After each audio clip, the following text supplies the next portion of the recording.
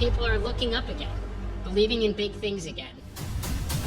America is returning to the moon to build a moon base. To execute this vision, we're gonna need to achieve the near impossible. We can only do this with a vibrant American industry base and our international partners.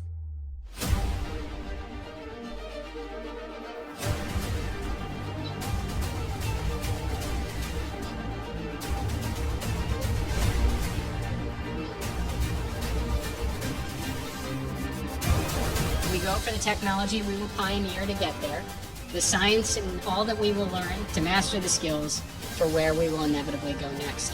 And we are really just getting started.